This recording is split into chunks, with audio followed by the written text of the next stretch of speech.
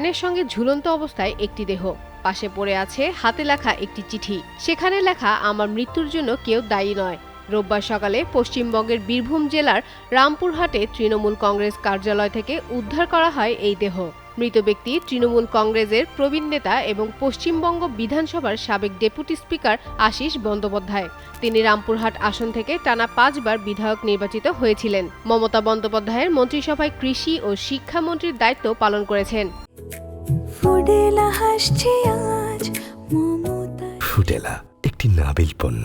Police জানিয়েছে, ঘটনাস্থল থেকে পাওয়া চিঠিটি তদন্তের অংশ হিসেবে খতিয়ে দেখা হচ্ছে। স্থানীয় সংবাদ মাধ্যমের খবর অনুযায়ী চিঠিতে রাজনীতিতে আসা নিয়ে আক্ষেপ প্রকাশ করেন তিনি। পরিবারের তরুণ সদস্যদের রাজনীতি থেকে দূরে থাকার পরামর্শও দিয়েছেন। পাশাপাশি কোনো ধরনের দুর্নীতির সঙ্গে তিনি যুক্ত ছিলেন না বলে দাবি করেন। তারাপীঠ রামপুরহাট উন্নয়ন কর্তৃপক্ষের ভূমিকা নিয়েও চিঠিতে নিজের অবস্থান তুলে ধরেছেন আশিস বন্দ্যোপাধ্যায়। সেখানে টেন্ডার, চেক স্বাক্ষর ও নকশা অনুমোদনের মতো বিষয়ে তার কোনো বিশেষ ক্ষমতা ছিল না বলে উল্লেখ করেন। গত জুনে বীরভূম জেলায় তৃণমূলের কোর কমিটির চেয়ারম্যানের পদ থেকে সরে দাঁড়ান আশিস বন্দ্যোপাধ্যায়, তবে দলের সঙ্গে যুক্ত ছিলেন। সর্বশেষ বিধানসভা নির্বাচনে রামপুরহাট আসনে বিজেপির ধ্রুব সাহার কাছে পরাজিত হন তিনি। তার মৃত্যুতে তৃণমূলের নেতারা শোক প্রকাশ করেছেন। বিরোধী দলের নেতারাও ঘটনাটিকে নিয়ে নানা প্রতিক্রিয়া জানিয়েছেন। তবে আশিস বন্দ্যোপাধ্যায়ের মৃত্যুর প্রকৃত কারণ এখনও নিশ্চিত করতে পারেনি পুলিশ।